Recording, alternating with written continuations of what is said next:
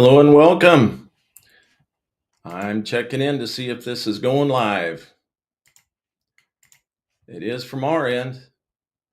So I am very excited for this. This is the first live podcast for our Tech Rescue Lifelines, and we're real excited to be able to put this thing together.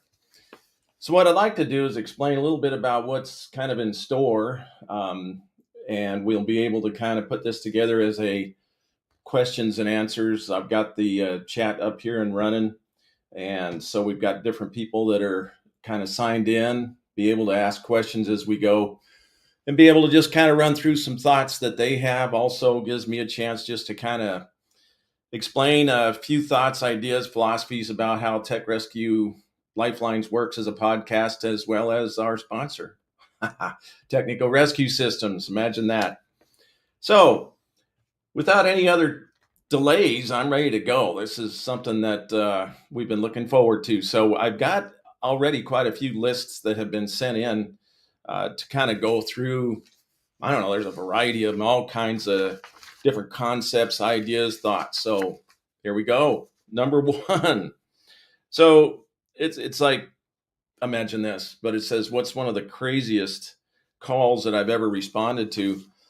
And again, there's a little bit beyond just the technical rescue part of it, but it has to do a little bit with my background after 37 years as a firefighter online and been able to go to, I don't know, we guesstimate 15 to 18,000 emergency calls. So this is kind of an interesting question about the craziest one.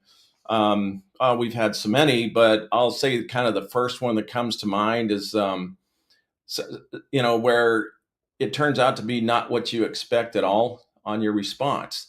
So when you end up thinking about it, the craziest one that comes in to me was just power lines down.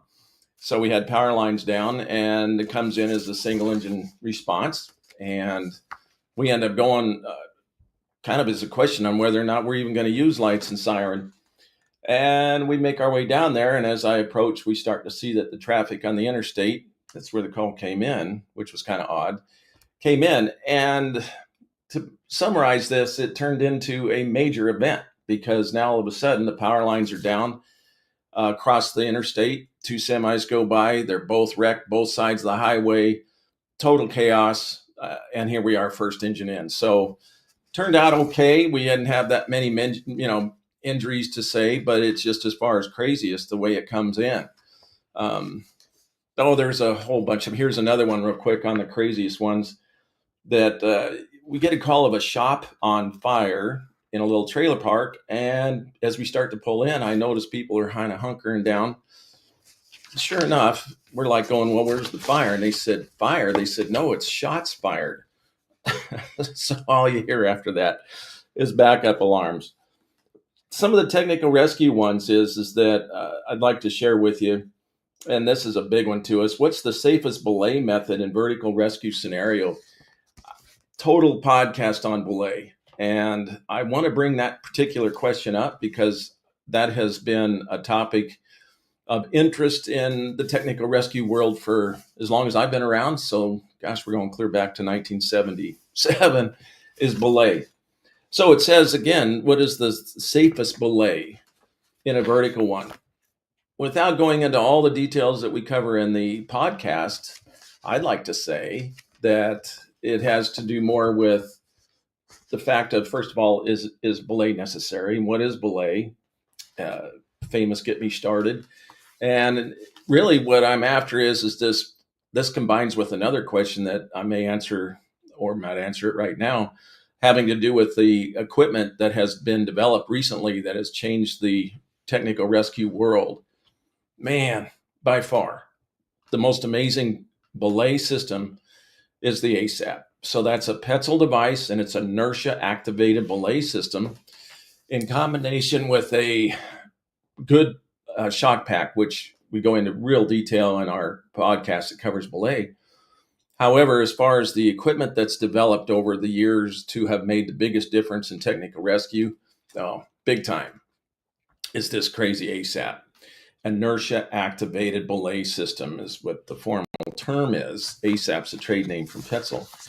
But with the right shock pack, which is now ANSI approved for 2 people, once again, get into it in detail in other podcasts. However, this has been revolutionary. So there's that. Now I'd like to add one more, and I will say it's the clutch. In combination with a rigging plate, with a couple of carabiners, with this clutch as your friction device, your hand, what's called a cam activated control descent device, and this ASAP for belay dialed it in. That is absolutely the most revolutionary system as far as being able to combine that into just about every rope rescue, technical rescue there is. Now, as far as other tech rescue things other than rope or lifelines, there's quite a few different things that kind of come to mind. But as far as the ones to us in the world of technical rescue, that's a good one. Oh, here's one on tower rescue. So what's going on with that is that it says, what is the most common mistake tower climbers make?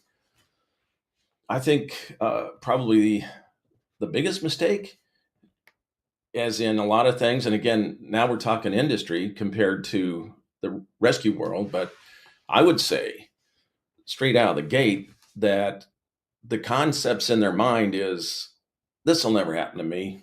I don't need to worry about rescue. Probably another big concern is that 911 is their rescue plan.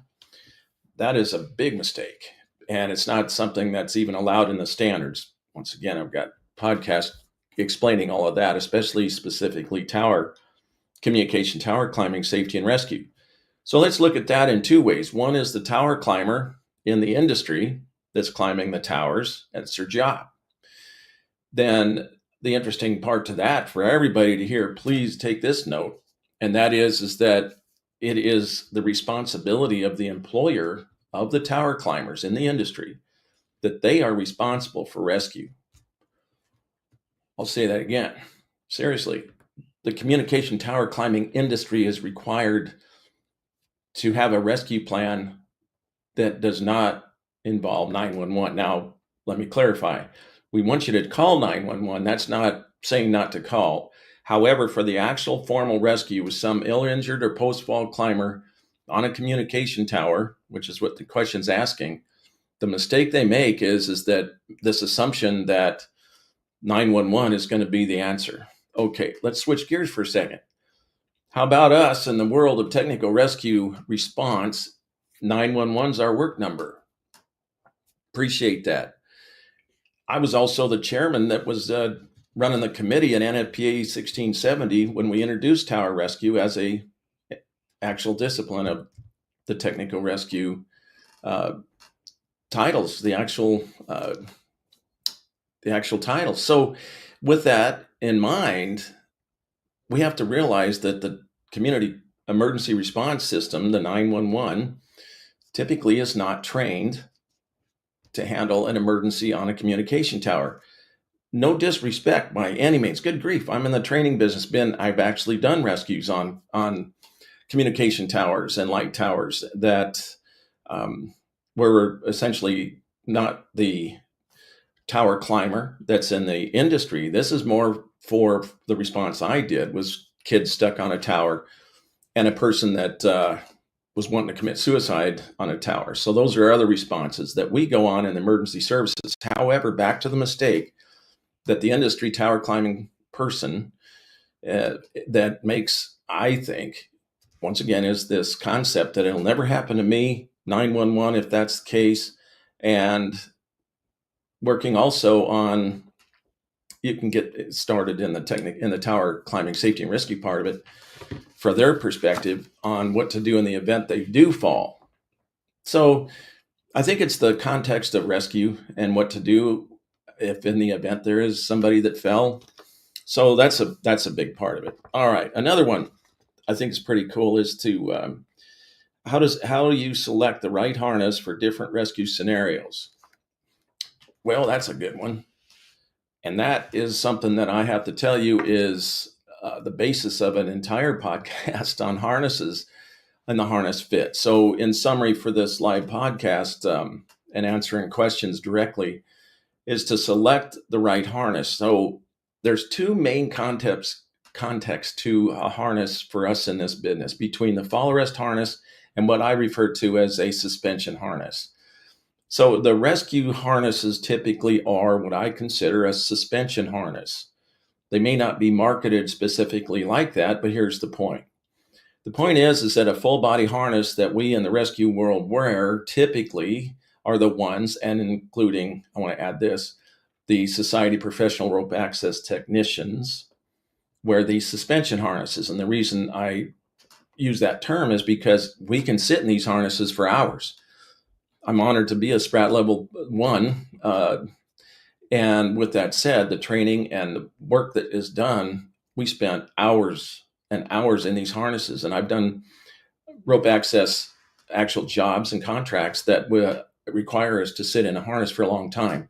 Back to the rescue harness. So the suspension harness part of this is extremely important to keep in mind. Now, there's something I want to clarify while we're talking about this harness situation with the type that we carry and work with in the rescue business. I want any and everybody that does work in these suspension harnesses to understand very clearly about what it's like to suspend from all points. Now, remember, the hip D-rings are for positioning only, not to be suspended. Now, that leaves three other connections, typically. The ventral, which is the waist harness connection, which is where most of the rescuers hook to. It's low. It's good and bad. Good part is it works well on the suspension. It's low, allows then for the legs and the waist to suspend the user. The problem with it is that it's so low that in the event you have anything happen, you're going to be upside down, like right now. And if anybody went unconscious with that low point. Now, keep that in mind. If you were to do a rescue on somebody that is suspended by that and they went unconscious, they're going to be very likely upside down. The other point that I want to emphasize is the sternal D-ring. Now, the sternal D-ring has a lot of applications.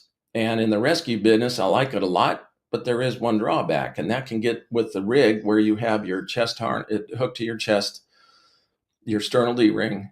That raises that attachment point quite a bit to where your friction device, the ASAP, your belay system, all of that through the rigging plate, which is what I recommend, is high. And in some cases, we had this happen in a class just last week where the person's smaller and she could not reach the handle. So then we had to attach down lower.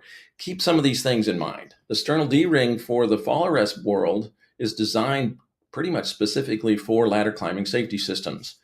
In the event a climber goes unconscious with that, they'd still stay upright. Nailed it. So the answer to that question is that we typically use a suspension harness. But wait, there's more. That's the back dorsal D-ring with a suspension harness.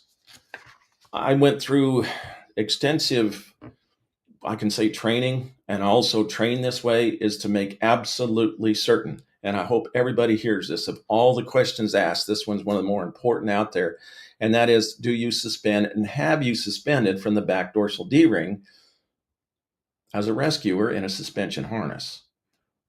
And I mean that sincerely, and the reason I say it so loud and clear is because so often that back dorsal D-ring is where we typically hook a belay line. Please keep in mind that if you ever hook to that back dorsal D-ring and you end up getting where you need to be rescued, or you fell in the fall arrest system, or that's your belay line, man, I have a lot of concern, fist pounding, soapbox. I mean, anybody that knows me knows that this is one of my biggest, I don't know if you call it pet peeve, but concerns really, is to be hooked to this back dorsal D-ring. Let's talk about this real quick. And that is that if you're doing a rescue and you've got that back dorsal D-ring connected to your belay line, and a whole podcast on mainline failures, how it's so hard to not even go into it, but I'm going to restrain me for back to this question in saying that in the event of this unlikely mainline failure and you're hooked to the back dorsal D-ring, worst yet is if the victim that you're doing a pickoff on is hooked to your front. You're now suspended through this system and your harness, and to get out of it is near impossible. So stand by. We do a lot of training on this. So if you'd like to learn more, get in touch with us, man. We'd love to hear from you. All right, here's a couple of them for you. Here's another one. So, are national standards always practical in real world rescues? I think Brandon sent that in. This is a good one. This is a good one. Are national standards always practical in real world rescues? I like it. Let me just say from this, as a sitting member on these committees, many of them, not all of them certainly, but in the history of how these standards are written, it's going to give me an opportunity in 30 seconds here in this live podcast to say that we tried very diligently, and I say that with ultimate respect and honor, to have been a part of these standard writing committees, to keep that exact thing in mind. Absolutely. Now we're trying. Here's a good example. A lot of times standards, remember, are recommendations. This is a national standard. It's still a recommendation because it's a consensus standard. It's not law. I mean, people get pretty bent with that. And, oh my God, it's against the law if you don't hook to two separate anchors. And if you don't do belay, if you don't put in a belay, that's against the law. That's not the case. By the way, we never wrote that in there. We never wrote in there that you must have a belay. Check it out. I want you to research all the NFPA standards.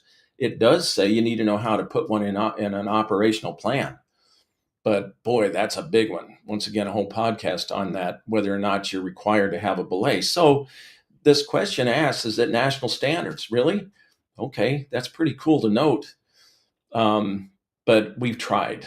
And if anybody has anything to say about, well, I'll get called on the carpet because I believe this is a better way to do it. And if anybody says that safety is compromised because of OSHA or national standards, be careful. I mean, all I'm saying is that as a sitting member on these standard writing committees, we try diligently, and there's teeth in it. So if it doesn't apply, please, big wave of the hand, soapbox, everything else, please get us your comments. Please send these in because that's what we were waiting for whenever there's a request for input.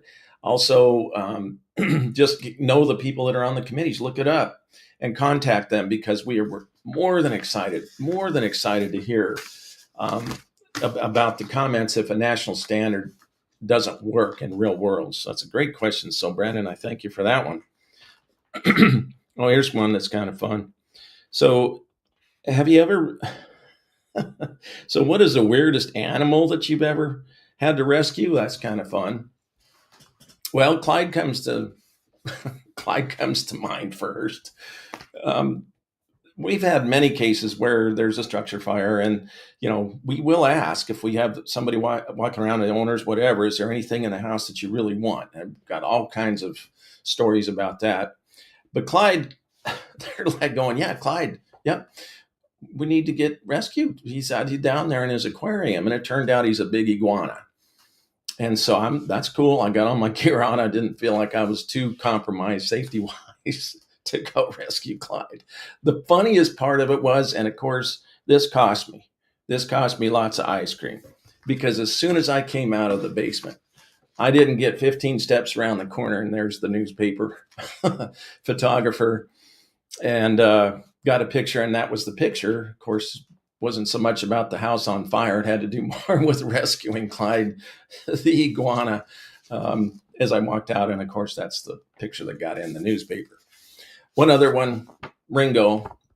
Yeah, we got called to a parrot in the tree to go rescue, and it was Ringo. And this girl was all upset because she was watching it for her boyfriend and all the stories that go with it. And the craziest part of it is we're sitting out there with a ladder, climbing up there. Bruce was up on the ladder with Ringo's favorite toy, a pike pole stick. Are you kidding me?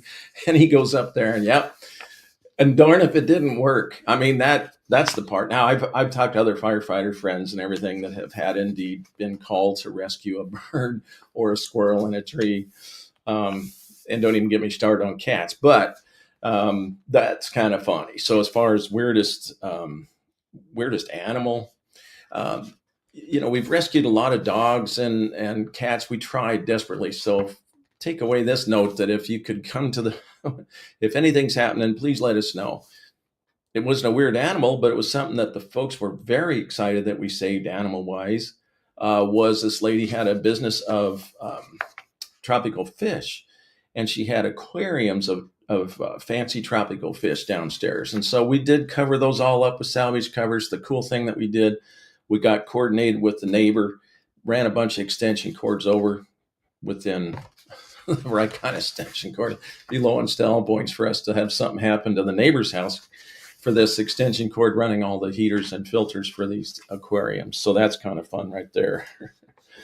All right, so here's another one. It says, John sent this one, says, have you ever shown up on a call only to find that the victim was just asleep? Well, it's kind of funny. You'd think that would never happen. Oh man, it happens all the time. Two concepts here. One funny story, and I actually did explain this one. I won't go too detailed on it.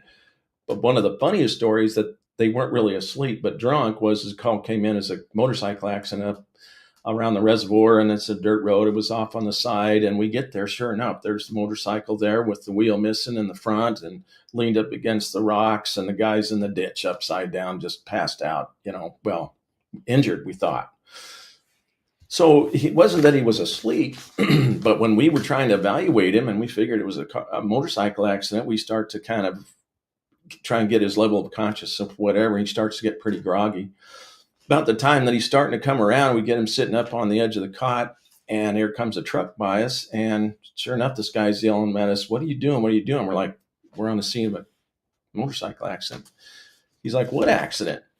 And he ends up saying, "Well, we're like going, this is it right there. See the motorcycle? No front wheels all messed up and everything." He said, No. See, he runs back to the back of the truck, pulls out a wheel, goes up there, puts the wheel on the front of the motorcycle while we're trying to get this level of consciousness figured out for the person laying down, which we didn't know whether he was asleep. Obviously thought he was injured.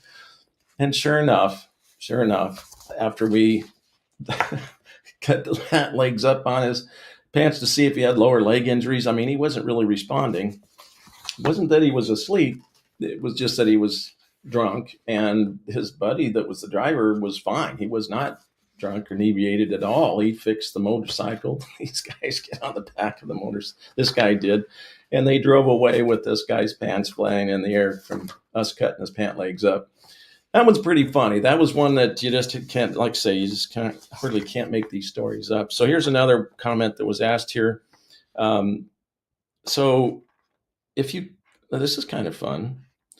If you had a theme song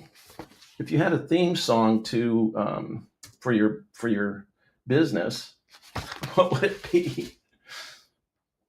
So how about this one?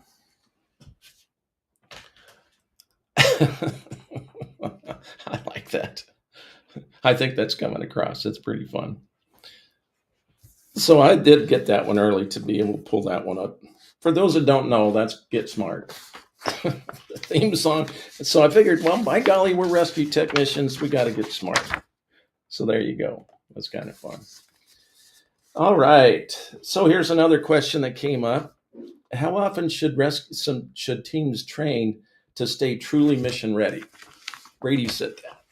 Oh, man. That's a good one. How often should teams train to stay truly mission ready? Well, let me explain something on that, on the national standards, because we had this comment, thought, and idea throughout it was in our heads, it was in the scope of our standards, as well as for those of us in the technical rescue world to say, hey, this is pretty interesting. We need to understand that this is a perishable skill. Well, with that said, the industry, so OSHA and the other industry standards that work in, for example, tower climbing safety and rescue in the industry is every 2 years. They have to do a recertification with one big deal, and that is that at least annually you must do the simulated rescue of an ill or injured climber. Okay.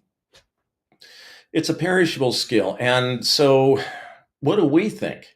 How can we do it? Well, there's, I believe now, 18 disciplines in the standards for technical rescue, anywhere from building collapse, dive rescue, trench rescue, confined space, rope, tower, now the whole thing, large animal rescue. And it was on our minds. And boy, the training industry, or training chiefs, the training divisions are like going, oh, you guys are seriously? So now you're making this annually? And we thought about it. So, but yeah, as far as the formalities of it, as far as the how to be mission ready, oh man, I'm totally into technical rescue, as you can only imagine. As a captain on the fire department, I wasn't just responsible for that. I was responsible for all the other training needs that we had to do, anywhere from EMS to CPR to engineer to hazmat to, oh my gosh, it just goes on and on and on, right? Well, wildland firefighting. I'll never forget one of the guys that's totally into wildland, like I'm totally into technical rescue. And I told Jeff, I said, dude, I'm not in, don't ask me to be a lookout. I know I'm a captain, but don't ask me to be in a position as a safety position or lookout for wildland. I said, I really don't know it that much. I get through the training, I do what I'm supposed to, but as a leader and somebody that understands the responsibility of that position, I said, I ask that you find somebody else. And he was really upset. And I understand. I understand, because there's guys that are into that, guys that are into swift water, guys that are into hazmat. Highly recommend that. I was. Now I'm a has-been. And it turns out that we end up having this interest of how often should we train? And, you know, I just felt like technical rescue I couldn't get enough of. Well, I'm going to say this little story. And as a young officer and totally into this stuff, and I was on the truck, on the aerial support vehicle, I mean, that was responsible for technical rescue. I was totally into it. But there's other things: structural collapse, auto extrications. So I kept doing the training for the tech rescue stuff. And finally, one of the other officers said, Fleming, cool, good for you, but go play with your stuff somewhere else. And that's actually what motivated me to start Technical Rescue Systems in 1986. So I appreciate, the officer doing that in a way, because it gave me that direction, passion to continue with to this. And that's how many years ago, 38 years ago or more. So thank you for that. How often do you train? But man, it's just like you can't get enough, but yet you've got to be reasonable about this. All right. So here's the one from Mark. It says, how do you support mental health after a critical incident? Wow, that's a good one. And that Mark's my son and our son, and it turns out to be really a big deal for him. I hope to have him on as a guest speaker. He's a captain up in Upper Pine River outside of Durango, Colorado. And I really appreciate his philosophy on a lot of this. And for me, and maybe it came from me back when, because the peer support, the critical incident back, I'd say the mid 90s, when the critical incident stress debriefing first started, I got trained as a trainer for that. And I will admit the beginning of that came more for selfish reasons, that I felt like I've been on quite a few critical incidents that have affected me, and I would like to see or have some kind of background in how to deal with it. And then obviously in our world of wanting to help and share and be able to assist in somebody having a hard time with it, I learned a lot. I learned a ton. I'll leave you with this though, and I hope it's going to be only the start. One of the things that Mark said is that he's really pushing for instead of post-traumatic, a pre. Now, I don't know if you call it pre-traumatic. I'm going to get him on as a guest speaker. And what I mean is that he wants to be able to put this in a perspective of, let's learn how to deal with this before it happens. Novel idea, totally cool. So that's a great question. And I appreciate it, because I think that it's something that, especially in all these calls and things, that I didn't want to leave on a bad call. Now, I had some close calls. Quick example was doing CPR on a 7-year-old under a Christmas tree. He did not survive. And I'll tell you, that was one that was close to like, I just can't do that again. And there's a few other ones that involve, family, friends, and always the concern are children. So the question is that once again, how do you work with this feeling of critical incident and mental health? So absolutely. And I'm going to get Mark, and we're going to do a guest talk about this because I think that's going to be fantastic. It's a great topic. All right, so let's take a look here. Here's another good one. Okay, Dennis sent this one. How do you stress risk versus reward in a high angle or confined space rescue? Okay, cool. How do you assess risk versus reward? So essentially, it's there's two things to think of: risk benefit, risk versus reward. But the big one, and Tom Penley has been pushed in this big time, and that is the risk assessment to whether this is a rescue or a recovery. And there's been many, many, many situations in my world where I've had to determine what is this a rescue or recovery? And dive rescue is a good example. I've got a few more questions about dive rescue stuff that I'll share with you in just a minute. But I just want to say that I think that risk assessment is huge. Risk a lot to save a lot. Back in the day, we used to make entry into every structure fire regardless. That's not a good thing. Another one is that we just figured we're going to go on the roof and ventilate. That's not a good thing. So we've learned over the years to say that we need to stay off the roofs. Thank you very much. There's been many firefighters injured and killed. I've had so many close calls that involve working roof operations. And then dive rescue is huge too. And as far as there's a question that came in about one of the more intense calls that I've ever been on, or have I been trapped? And yes, it's with the dive rescue calls. So anyway, as far as risk benefits concerned, it mentioned high angle and confined space. Confined space, man, 60 to 70% of the would-be rescuers become victims. And that statistic's not getting any better. But I want you to keep in mind that's not necessarily the 911 responding emergency response to a rescue call that's in a confined space. Has more to do with somebody that witnessed it. Once again, I've got several podcasts on that to be able to continue. And that's what I'm glad about this little podcast being live, is to say it gives me a chance to kind of plug some of that. So, and be able to expound on it. Cool. Well, it's been 30 minutes, so I'd like to just take a quick break to mention our sponsors. How about that? This episode is proudly sponsored by Technical Rescue Systems. With over 40 years of experience, Technical Rescue Systems has been at the forefront of safety and rescue training, empowering professionals across various industries and emergency services to stay sharp, educated, and prepared. What sets Technical Rescue Systems apart is their unwavering commitment to core values such as respect, integrity, trust, and communication. They are dedicated to inspiring continuous learning and professional growth, ensuring that you are not only prepared for today's challenges, but also equipped for whatever comes next.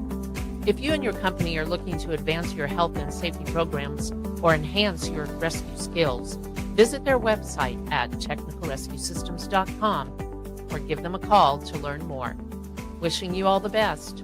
Stay educated, stay safe, and remember, we all have a lot to go home to.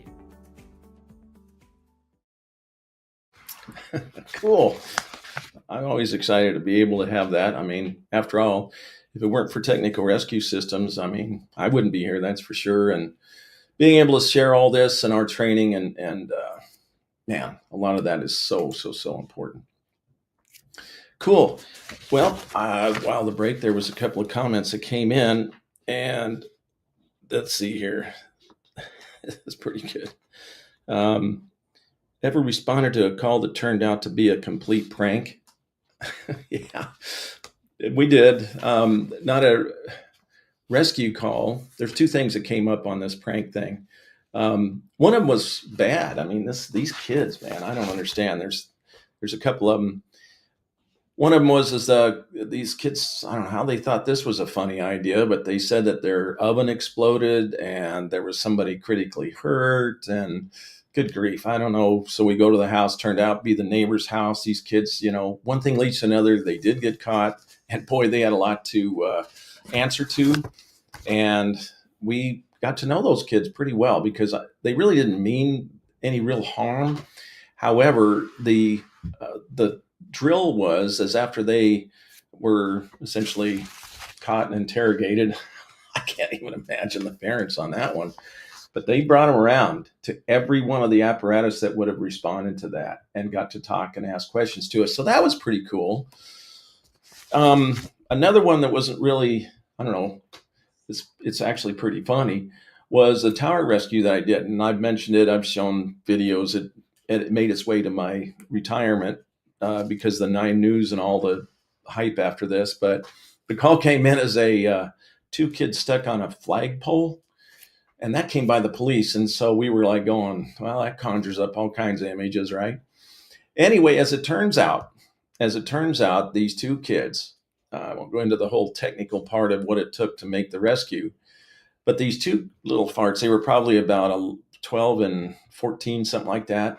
And this was a 130-foot light tower that now has cell panels on it and stuff at the high school stadium. And this thing's 130 feet. It really didn't look that tall. But the prank part of it was pretty funny.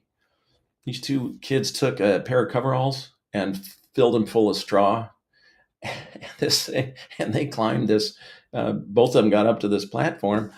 And then we find out later, and because I'm looking at it after we get up there, that there's three people up there, and we find nope, there's only two. And so then we find out that there's these coveralls filled with straw. So the peanut gallery, the funny part of it is the peanut gallery, which was the firefighters down below. We had the little Maxon headsets just to try and be able to have quick communication between the two of us. This was many years ago. Those guys down there, as we rescued the two kids, and everything's fine. So then they get on the radio and they go, Fleming, take that dummy, throw it and yell. And of course, by this time, there's a whole bunch of people around, much less Channel 9 News. The parents, including the battalion chief and division chief, had showed up because of the notoriety to this crazy rescue. And I told those guys, I said there'd be 2 job openings, mine certainly, and probably the battalion chief or the operations chief, because I swear he would have had a heart attack if that would have happened. I would drop this thing. I did lower it fast. I didn't yell. But those are some pranks, I guess you'd say, as far as the calls came in, something like that. So here's one that's actually pretty intense that John sent that says, have you ever gotten stuck during a rescue? Well, I'm going to share with you 2 situations that happened to me. One of them was absolutely one of the more mental learning experiences I've ever had. And stuck, oh boy. I'm going to mention a few things about dive rescue and being involved with dive rescue calls for 11 years. I was on the team for 11 years. And people have asked me, there's another question that somebody had asked about, have I ever come close to essentially dying in a situation? And now I'm nervous because I can think of quite a few. And here, as I mentioned, our son Mark is a firefighter in around Durango, Upper Pine River fire. And so, as it turns out, this situation on the dive rescue team. So the call came in as a auto accident with the vehicle in the water at the reservoir, about 3:00 in the morning. The thing about it that was, and I won't go into many details, but I'll tell you what though. This one was one, again, as you're responding to these dive rescue calls, there for a while, man, we were just like it felt like it should be called the dive recovery team because we were just not getting there was just always a recovery. This one wasn't that far away from my house. I had all my gear ready. I had the Jeep lined up, man. It was like backed in. Everything was just ready to go. And as we may know, I'm sure we all do in this world now, that this cold water near drowning concept, as far as giving you the golden hour. And so I'm thinking about this as well, going, maybe this is it. Maybe this is the rescue. got to be careful because my mindset was that, remember I just mentioned about risk benefit. Well, oh man, I was just so many thoughts in my head. I'm thinking, wonder what it felt like for this person to be in this vehicle as it rolls down the side of this embankment. And so the other part of it, is sad as it is to contact the parents and talk to them and loved ones and say they didn't survive the accident. We were so ready. As it turns out, Damon and I got on the scene right away, and they had a boat waiting for us at the boat ramp. I mean, this was very good last scene point, like the rear view mirror, the spare tire, the windshield, because it was a International Scout, and it rolled down and pieces everywhere. So we knew it perfect, good last scene point, obviously. So they brought us around, and Damon and I, here's something for you to think about. We normally would have some kind of control lines where it would be from either the boat based or the shore based to where we would have some kind of a communication line for us. Not necessarily control line, but zero visibility. Everybody's kind of know this is up in northern Colorado, and the time of year was kind of springtime, so the water was still pretty cold, especially down at that depth. And we made a decision. Man, everybody's got to hear this. Damon and I made a decision because we were, once again, good response time, the whole thing, and thought we got this. And we made a decision because the last scene point and a potential rescue to go down without any kind of communication lines. Now, again, zero visibility. So they could have been from me to the camera, the microphone, I couldn't see. So we go down. In my mind, I'm just thinking about this kid, and because I hear now that the one driver, she was okay. She was thrown from the vehicle. She did have injuries, but certainly not life-threatening. And so she was screaming and yelling. Some other folks that were camping saw it happen. All this tension, all this thought in my head that we've really got a chance for this risk benefit. So there's risk a lot to save a lot. I ran right into the vehicle. I mean, it was probably a good 50, 60 feet underwater, and feeling around this Jeep. Well, it's actually this little International Scout. Went around through, and it was listing on its side. So it was sideways to some degree. And I remember reaching into the driver's side, and she said that she remembered seeing him sitting there next to her in his seatbelt. So I'm thinking, okay, I'm going to be able to get my hand in there, start to check things out. I did something kind of weird. I took the knob off of the shifter. I don't know. I thought maybe that would just show that I actually had something in my hand that recognized that we found the right vehicle. I don't know. You never know. I went around. This is the part, everybody, that scared the heck out of me. Is that I went around, and this, as I mentioned, this vehicle was listing, but it was like almost on its side. And I just envisioned this young 16-year-old boy that is in the passenger seat. I just kept thinking that he's going to be in there. We got to. I'm also in my mind knowing that when I reached in and got the shifter knob, I could feel that, there's nothing really over there, but I couldn't get in far enough. So I went around, and I thought maybe he's going to be pinned underneath it. Makes sense. Well, here's the scary part. I went and pushed it, and I remember getting underneath this vehicle, and I felt the air tank from my scuba gear pop inside something. And my mind just went, it was weird. It was like panic, total panic. It was white. Everything was just white. It was white panic. And as it turns out, man, it scared me a lot. And I thought, I better get my wits about me here real darn quick. So I started to idle it back, and I ended up starting to think, man, think small. I was like, you better get control, because now I'm inside underneath this vehicle, kind of jammed inside it sideways where the leg area of the vehicle would be, and it wasn't in there. And as it turns out, I was able to actually compose myself enough to maneuver backwards. And in the fire service, we learn how to swim, it's called, try and flail your arms, not flail them, but move them back in a motion that you can grab something and maneuver out of it. Well, thank God formally that I was able to reach it. It was a total God thing, because I reached back and I felt that, and I was able to know enough about where my tank was to get it down below the thing. Here's a takeaway from this. This is rather interesting. I appreciate the question from John on that one. Oh man. Here's the thing is that when I went back up to the top, I popped out almost the same time as Damon. We both looked at each other and said, "Did you find him?" At the same time. And each of us said at the same time, "No." Well, as it turns out, we suspended that operation. It was 4 o'clock in the morning, came out early in the morning, 8, 9 o'clock in the morning, got down there, redove this, and found the victim another 60 feet out in 80 feet of water.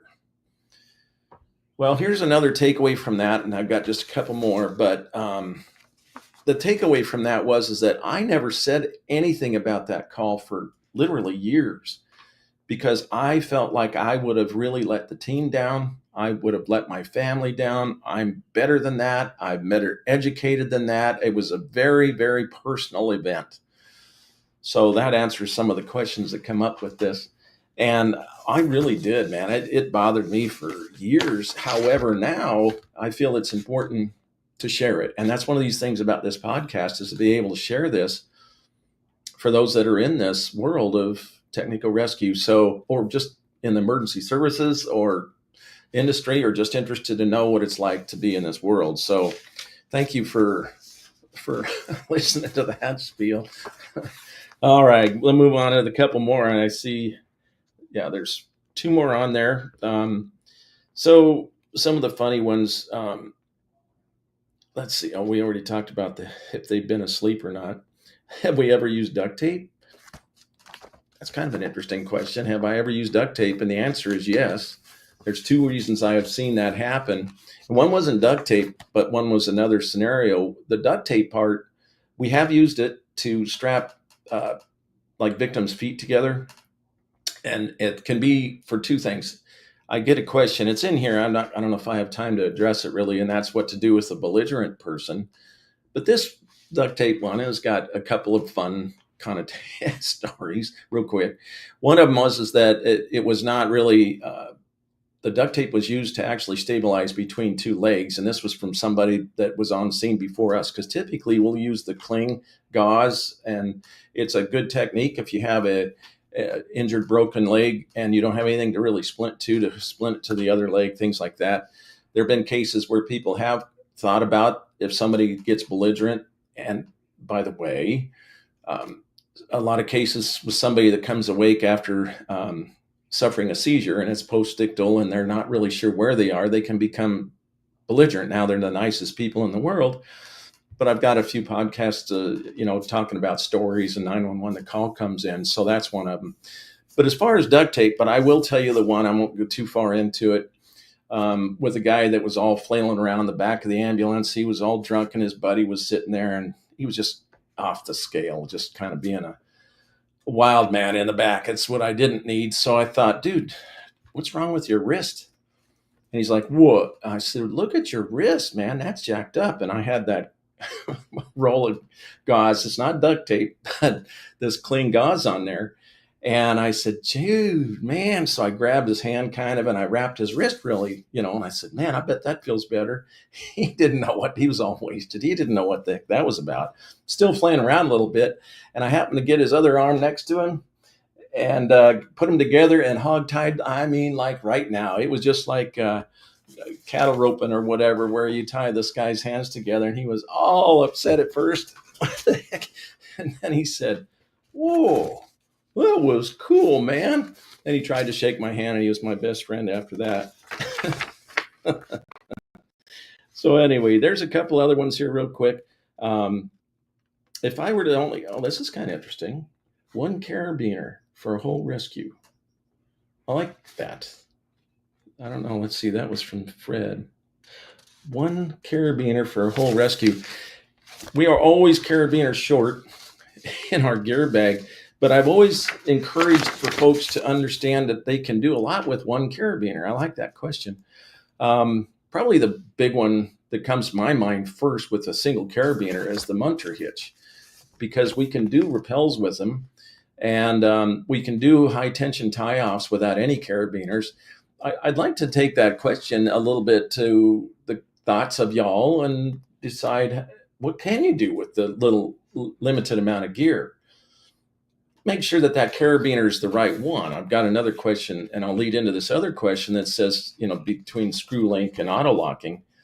But back to a single carabiner, that's something that we used to do back in the day a lot, where we would literally use one carabiner for, once again, the munter hitch, which is a pretty big deal. However, make certain, though, if you use the carabiner wrap, you'll grab the bottom side and wrap the line around 3 times into that carabiner. Hopefully it's a big enough one to be able to rappel with it. If indeed you do that, remember there's 2 big things. One is that you need to make sure to catch the right one where you grab it from the top and wrap it. If you grabbed it from the bottom and wrapped it, that's going to capsize and can literally unclip right out of the device, the carabiner.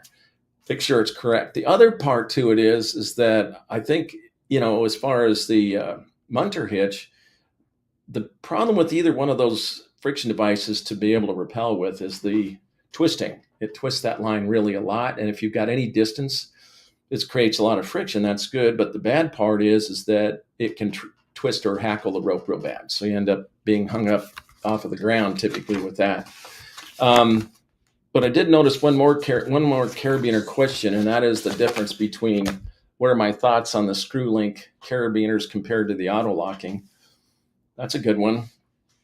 Indeed, and covered in some other podcasts, but in a nutshell, holy moly, I've been trying to get rid of the screw link carabiners. For the firefighters out there that are stuck on that, well, there's so many reasons. There's so many reasons why the screw links have been given as fits for all these years. There's documentation of screw links that literally with vibration go up and down, and they literally come on, disconnected or unlocked. And as we know, the locking mechanisms in the carabiners make a significant difference in the strengths. In other words, if it's locked or not locked.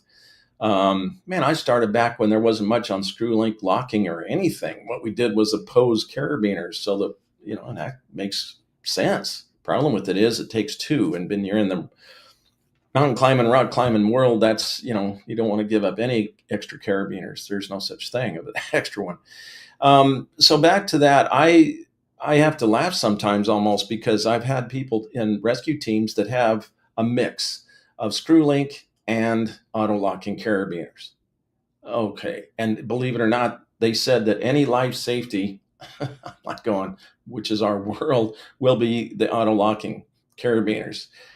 And I'm like, well, how about that's just about everything, right? I can't hardly think of much any other place to have it. I do want to have a huge concept thought here on auto locking carabiners that I want everybody to hear loud and clear. This is a big deal.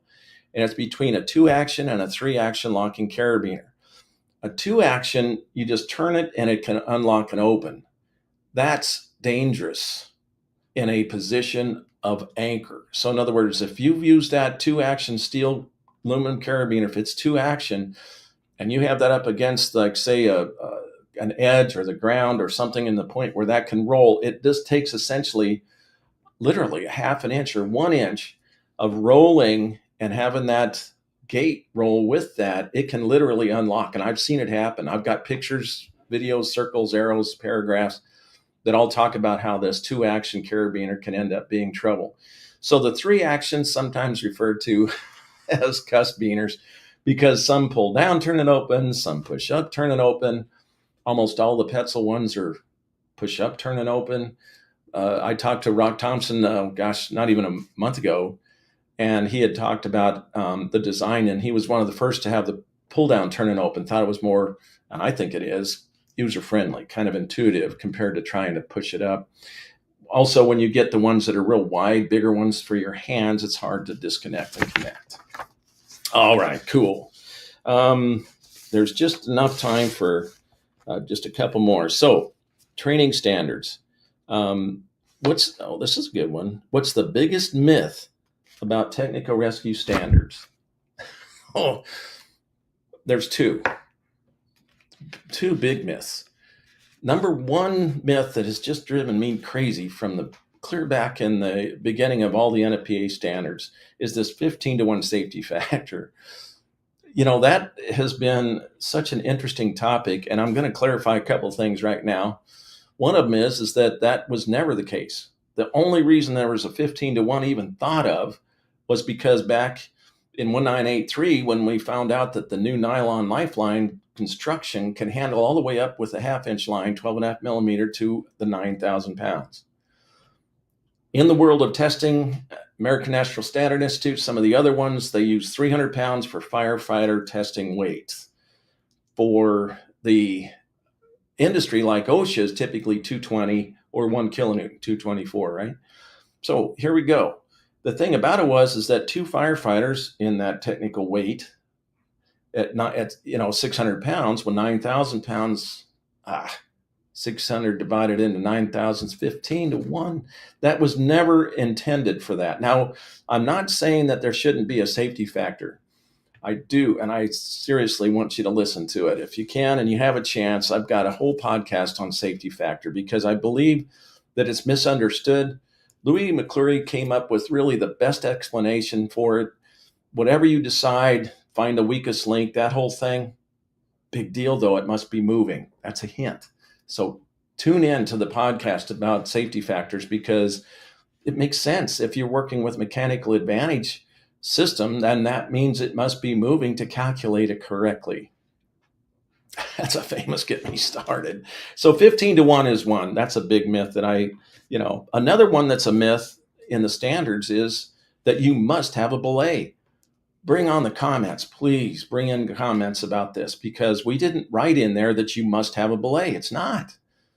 1006, 1670, we talk about that you need to know how to apply it, when to apply it, how it works. So and then the other myth to it is that it's against the law. Well, I have 5 different podcasts on standards, but 3 of them specifically to NFPA, 1983, 1670, and 1006. Then I go into the OSHA standard, 1926-502, which is fall protection. And then we also go into some ASTM stuff, or the ANSI standards, the 359 and the 459, stuff like that. So anyway, those are a couple of crazy standards, some of the thoughts, and I appreciate that as far as, what ones are full of myths, but that podcast goes into it. Those are done. They'll be in the library here very shortly, so keep an eye out for those. All right, so one more. Let's see. I really like that one, the biggest myth in technical rescue. I want to find one of the funny ones because we got all kinds of stuff. Oh, well, this one's, let me find it. That's the fun part of this live podcast thing. All right. Have you ever shown up to a call and find, we did that one, find that they're just asleep? Here's a good one. Which rescue movie is the most unrealistic and which one is spot on? There's so many that are unrealistic, but I got to admit, the one I used in training to show how bad some of this stuff is Cliffhanger, got to admit. And I talked to Steve Hudson about that later, and I guess there was some of these movies had contacted, professionals in the business for the movies to try and be technically correct. And so what I got out of that one, I've got 2 of these and we'll finish up with this, but they contacted Steve, as I understand it. This was obviously a gazillion years ago. And the frustrating part of it is that he had all the gear and things lined up, but that wasn't dramatic enough. And so to sit there and show him on this line that goes across over this giant mountain range and, gazillion feet down, and then all of a sudden just the weight of one person and the carabiner starts to open up and, oh my gosh, and Sylvester is hanging on and all that kind of stuff. I think it's pretty interesting. So that's one that I write up as probably one of the biggest myths back in the day. Oh, and there's so many of them that are so wrong. Which one's spot on? Now, this one's fun, and I got this question. I got this one earlier. And it says, so what do you think the movie as far as what's kind of spot on? And the one that came to mind that I thought was pretty darn whiz bang was Clint Eastwood. Pretty sure that's who it was that did the Eiger Sanction. Remember that movie? The Eiger Sanction, way up on that that little castle, whatever it was, up on that giant cliff, and there was a rope down there. And he used his shoelaces. He uses his shoelaces to work his little pressings. That was pretty darn slick, and was able to work his way up. All right. Well, here we are. So the next one is that what is the plan for Technical Rescue Systems and what's coming up with Tech Rescue Lifeline? Stay tuned. We've got a lot of stuff going on. We're going to do some more of these live ones. I love this. I think this format's great. It's a lot of fun. But I do think that we're going to end up having probably 30 different topics. I've already got 7 or 8 podcasts all ready to send out. So watch what's up. Keep in touch. Send us comments. Share these with your friends and coworkers, things like that. And I really do like the comments and of course, obviously in this world, likes and subscribe. Well, as we always say in this is that please, all the best. Please be safe. We all have a lot to go home to. Thank you so much for everything. And we'll see you on the next one. That's a wrap for this episode, and thank you for listening to Tech Rescue Lifelines. We hope this episode has helped you stay informed and inspired in the world of technical rescue. Don't forget to like and subscribe for more insights, training tips, stories that keep us all safe and ready. Until next time, stay safe, stay prepared, and always be ready for the next challenge.